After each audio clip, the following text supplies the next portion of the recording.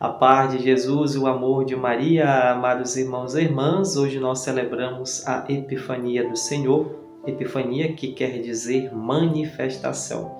O evangelho de hoje é de Mateus, no capítulo 2, dos versículos 1 ao 12, onde vai nos narrar a visita dos magos a Jesus.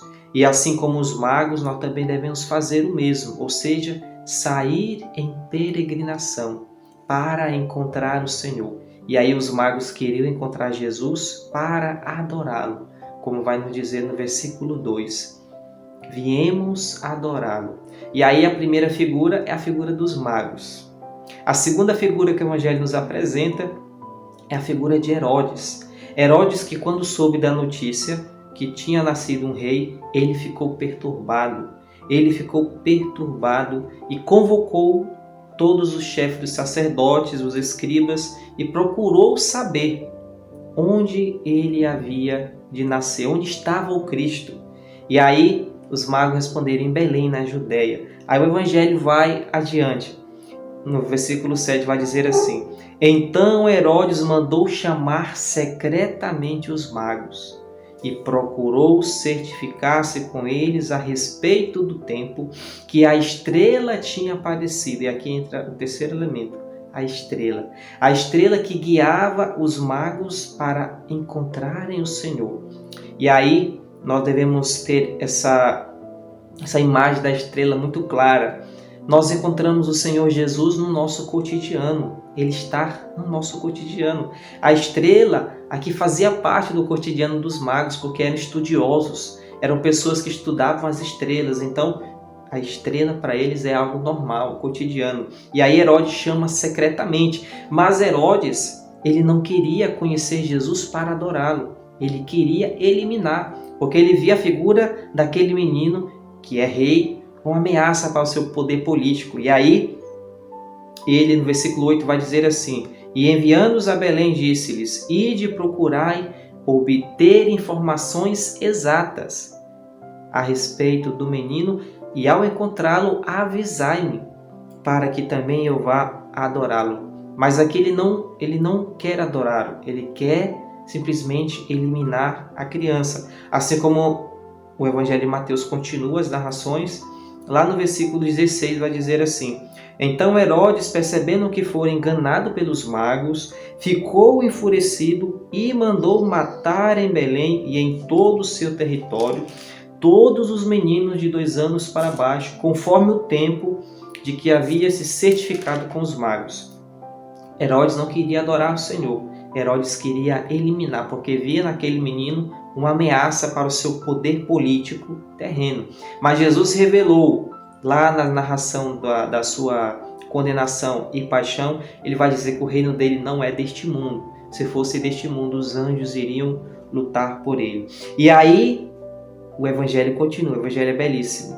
E aí os reis partiram ao encontro do Senhor para adorá-lo. E aí, lá no versículo 9, e eis que a estrela de que tinham visto no céu surgir à frente deles, até que parou sobre o lugar onde se encontrava o menino. Eles, revendo a estrela, alegraram-se imensamente, ou seja, acreditaram. E ao entrar na casa, viram o menino com Maria, sua mãe, e prostrando-se, o adoraram. Olha que belo. E ao entrar na casa, os magos, que eram pagãos, e ao entrar na casa, viram o menino com sua mãe, Maria, e prostrando-se, o adoraram. Olha que belo. Os magos que encontraram esse sinal, ou seja, a estrela, que os conduziram até Jesus. E aí, a pergunta que faço para cada um de nós: qual é os sinais que nos conduzem a Cristo no nosso cotidiano? É o irmão que está ao nosso redor? É a participação do Santo Sacramento, dos Santos Mistérios? É a vida dos santos que nos conduzem ao Pai? Os sinais estão no nosso cotidiano. Não é sinais extraordinários e luminosos, não. Mas é o ordinário, é aquilo que acontece no nosso cotidiano. E isso acontecia para esses estudiosos que estudavam as estrelas. Então, o que conduziu a eles a Jesus foi o seu cotidiano. aquilo que eles conheciam. Eles conheciam muito bem os astros do céu. E a partir disso, Deus usou desses astros para o conduzirem até o seu Filho Jesus, para que eles pudessem adorá-lo. Olha que belo! E aí, do mesmo modo, nós, o que é que está nos conduzindo a Jesus? Devemos fazer esse percurso como esses magos de peregrinação. Saíram, viram essa estrela e foram ao encontro até ali, encontrar Jesus com sua mãe Maria e prostrando-se o adoraram. E ali reconheceram que de fato aquele menino é Deus, aquele menino é rei. E o evangelho continua. E em seguida abriram seus cofres e ofereceram-lhe presente: ouro, incenso e mirra. Em seguida abriram-se seus cofres e ofereceram-lhe presentes: ouro, incenso e mirra. O que é que significa oferecer ouro, incenso e mirra? Oferecer ouro era o artefato mais valioso da época. E ali eles reconheciam a realeza daquele menino, ou seja, que Jesus é rei. O ouro é isso, reconhecer a realeza. E eles ofereceram ouro. Também ofereceram incenso.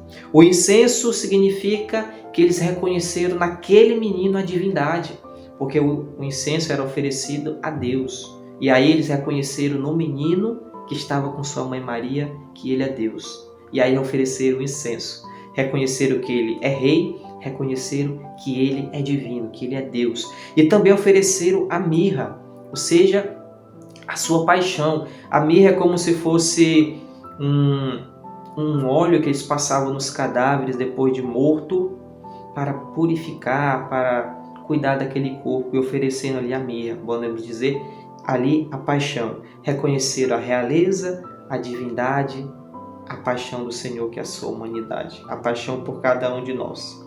E aí, irmãos, eles se prostraram e o adoraram. Como lá no começo do Evangelho eles estavam à procura do menino para adorar, no versículo 11 se concretiza. Eles o encontraram. No versículo 10, eles se alegraram imensamente, ou seja, foi algo para eles extraordinário. Eles encontraram o rei, eles ofereceram o melhor que eles tinham. E assim também nós devemos oferecer o melhor que nós temos, oferecer a nossa vida, fazer o melhor de nós, fazer o nosso melhor, na verdade, para que possamos adorar o Senhor.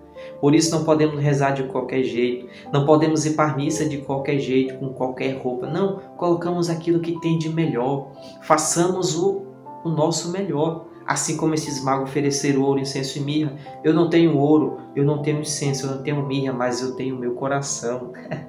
Eu tenho o meu coração, a minha vida, por isso eu te oferto, eu te entrego. Eu tenho a minha vida, eu tenho a minha família, oferta a minha família. Eu tenho aqui os meus projetos, os meus anseios, eu te entrego, Senhor. Assim nós devemos fazer o mesmo, sair em peregrinação para encontrar o Senhor e para adorar. É isso que o Evangelho nos fala hoje, para cada um de nós. Devemos ser pessoas que estejam em constante movimento, ir ao encontro do Senhor, procurar ao Senhor através desses sinais. Aqui os magos encontraram a estrela, mas o que é o nosso sinal? O que é que nos está conduzindo ao Filho de Deus? O que é que nos está conduzindo ao Pai?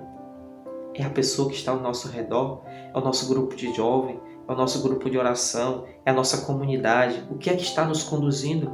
É no ordinário, não é no extraordinário. Nós encontramos o Senhor no nosso ordinário. Aquilo que nos leva a Ele está no nosso cotidiano, que muitas das vezes não percebemos. Às vezes só queremos ver sinais extraordinários, luminosos, estrondosos, mas não. Ele se revela no ordinário, no simples. E assim como esses magos que viram a estrela e foram ao encontro, tiveram coragem de ir ao encontro para adorar o menino. Assim como lá no começo do Evangelho, eles manifestaram esse desejo de adorar o Senhor. Aqui no versículo 11 eles concretizaram. Ao entrar na casa, viram o menino com Maria e sua mãe. Maria, sua mãe, e prostrando-se, o adoraram. E ofertaram o que tinham de melhor, ouro, incenso e mirra. O que é que você tem de melhor para ofertar ao Senhor hoje? A sua família, a sua casa, os seus estudos, o seu trabalho? Oferecemos ao Senhor tudo aquilo que temos, tudo aquilo que somos, para que assim possamos, de fato, nos alegrar ao encontrá-lo e possamos adorá-lo, assim como os magos o adoraram. Os magos que não eram judeus, os magos eram pagãos, mas eles acreditaram, se alegraram e o adoraram, ofereceram o melhor que tinham. Assim também nós, irmãos, ofereçamos aquilo que temos, ofereçamos a nossa vida, ofereçamos tudo aquilo que possamos ser ao Senhor Jesus. Por isso peçamos a poderosa intercessão de Maria, que ela possa interceder por nós, para que ela possa nos ensinar também a adorar o seu Filho, porque ela nos conduz diretamente ao seu Filho. Por isso peçamos a poderosa intercessão de Maria. Ave Maria, cheia de graça, o Senhor é convosco. Bendita sois vós entre as mulheres, e bendito é o fruto do vosso ventre, Jesus. Santa Maria, Mãe de Deus, rogai por nós, pecadores, agora e na hora de nossa morte. Amém. Glória ao Pai, ao Filho e ao Espírito Santo, como era no princípio, agora e sempre. Amém. Nossa Senhora, Mãe do Perpétuo Socorro, rogai por nós. Não esqueçamos jamais também de pedir a intercessão, o auxílio do Espírito Santo, para que o Espírito Santo possa agir na nossa vida, para que o Espírito Santo possa nos dar força, coragem para sair ao encontro do Senhor, mas possa também nos dar coragem para adorá-lo. Por isso, nunca esqueçamos de pedir o Espírito Santo em nosso cotidiano, porque é o Espírito Santo que nos capacita, que nos dá força, que nos dá coragem, que nos dá alegria, que nos dá entusiasmo, que nos dá capacidade de encontrar o Senhor, de reconhecer o Senhor, para que assim possamos adorá-lo.